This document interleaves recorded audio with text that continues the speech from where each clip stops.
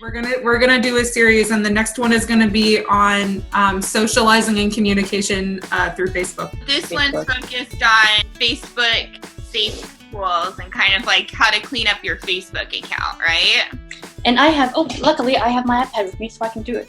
You can. There you go. If you wanted, I can do it. you could clean up your Facebook account while Brianne's showing you this presentation. That's what I was thinking. Okay, so be careful with quizzes. Rosalind, I know you like to do quizzes on Facebook. A lot of people like to do them. But you got to be super safe, because it's not just an online personality test or a seemingly innocent game that asks you questions. All those clicks and taps give your information away. Not all online tests misuse your data. You usually have to go into the quiz's terms of service to find out which information they collect and how they use it. Many companies do this on purpose. People don't read the fine print. I print it small on purpose too. They do. Facebook quizzes, malicious links, and viruses. Additionally, Facebook quizzes may lead you to a website with dangerous downloads or have malicious links and possible viruses included in the questions. Do you guys know what malicious means? Mm-hmm. Yeah. I always think of Maleficent. She's bad. Yeah, right.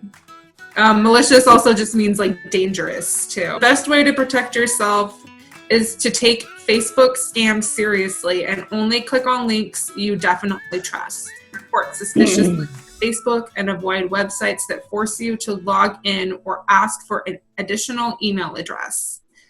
Just because a friend shares a link doesn't mean you can trust it. If something looks suspicious, don't click on it. This is basically we found this one. There's lots of other different types that are out there, but this is the one that we found where it's just, this is what they look like. It's a visual for you guys, because there's all kinds of different quizzes. There's like Harry Potter, there's the princess quizzes,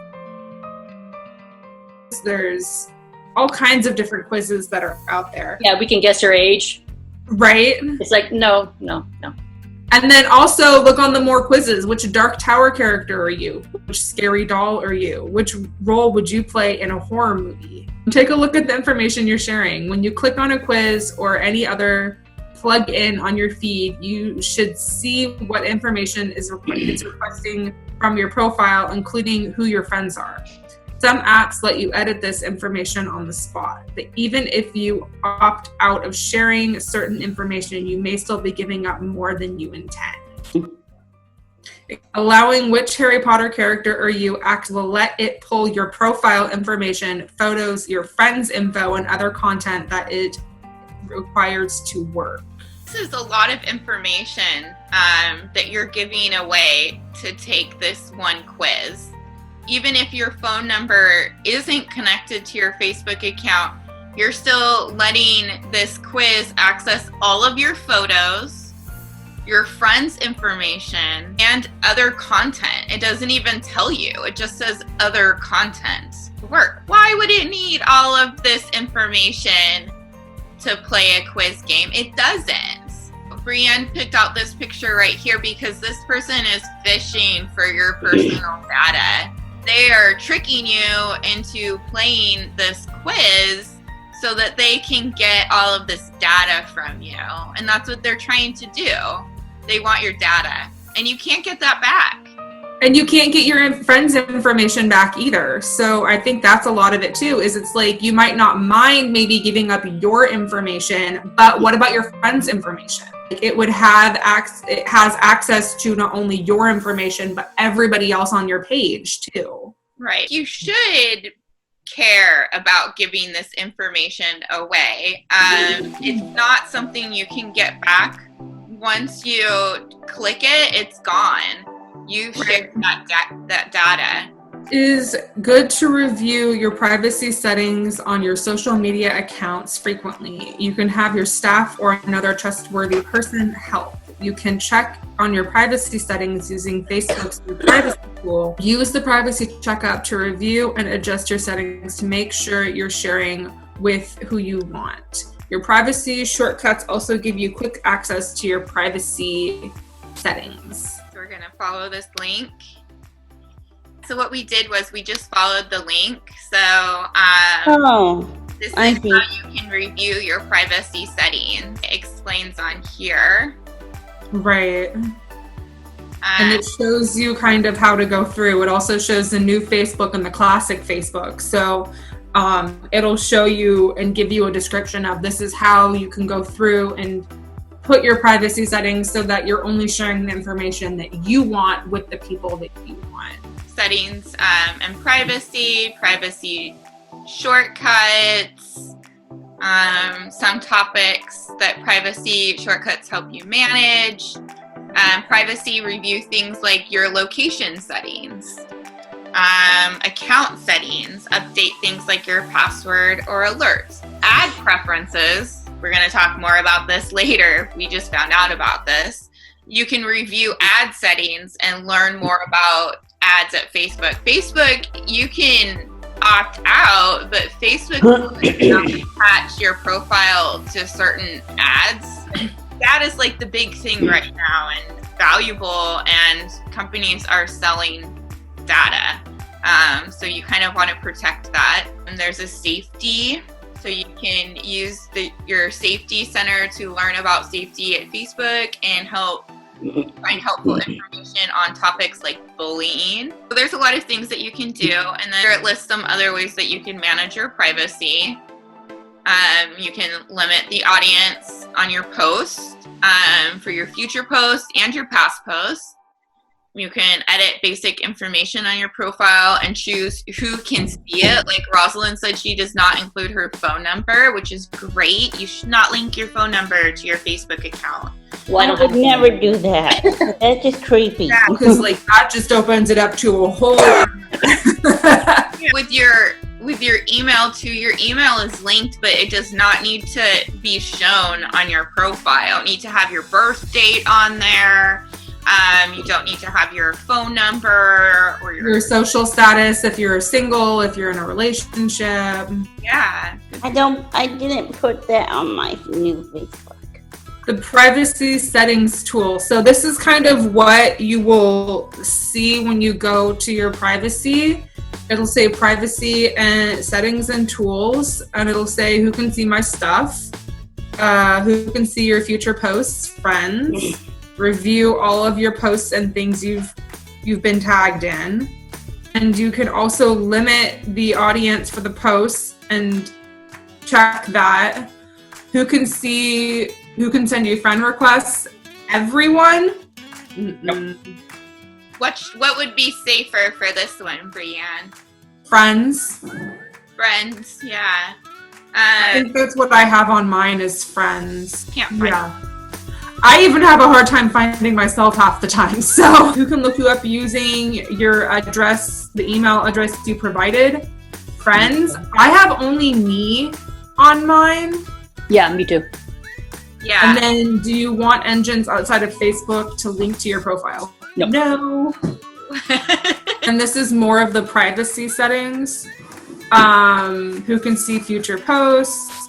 Who can see your friends list? Only me. Wow, I'm surprised that I could read that fine print. Yeah, there's a lot of things here that this person could do to make their account more secure. Security settings. So everything from login alerts, login approval, code generator, app passwords, public key, trusted contacts, your browser and apps, where you logged in, legal contact, and deactivate your account. Yeah. So this top one, I know we've done some work with this before. You can go in and you can see when someone's logged into your account and what device they logged in from. And you can also see if you're like actively logged in more than one location, and you can go in and fix all of that. I also have it set up to where my mom also has access to my Facebook, so that she'll also get emails. And it's the same with my Gmail account too. So if like I log on to my Gmail or I haven't been online all day and she's like, hey Bree, did you log in? I'd be like, no, not today. And so then that will tell my mom that somebody else accessed my Gmail account, and we'll go through and we'll change my password on my Gmail account. This second one is really important, and we've talked about this a little bit already. I don't know why they really want you to link your phone. I think it's so that they can get more information on you. And they can track you.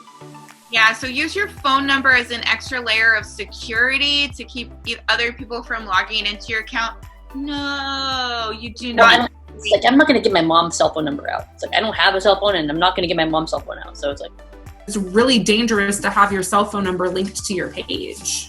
Good point, Brienne. That brings under this app password. A lot of the times it'll be like, join with Facebook. And it's so much easier to join a new app using Facebook or your Gmail account, because you don't need to create a username and a password and go through those steps, but you're linking your accounts.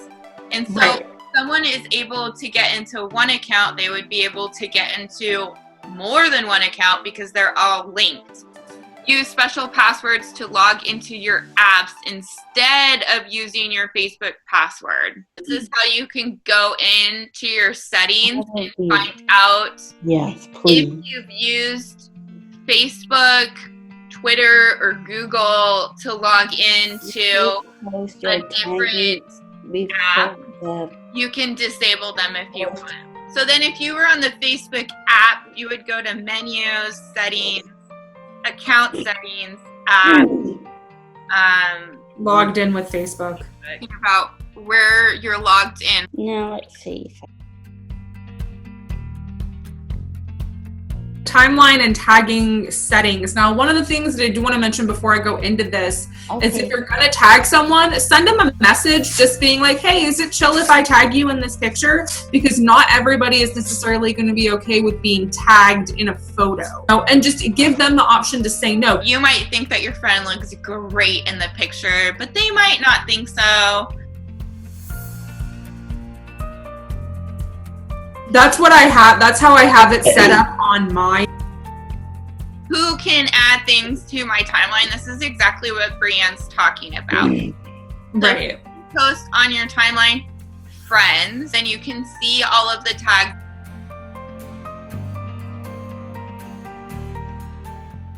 And then you can decide if you want that to show up on your profile or not.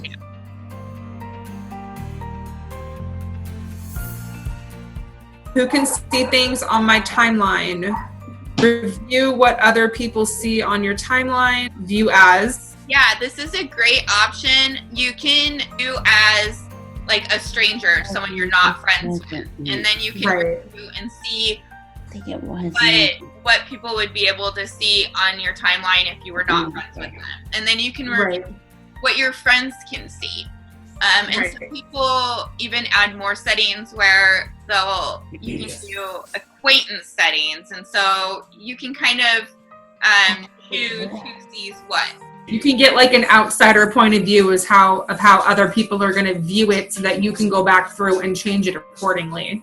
Exactly. Yeah. So if you view as like a non-friend, and you see that your email address is there, then you would want to go in your settings and change that so that your email address would not be on your profile. So they have this new facial recognition thing, and if you turn that on, wait, where is it? It's at the bottom, Roz. Let's see. Aha, found it.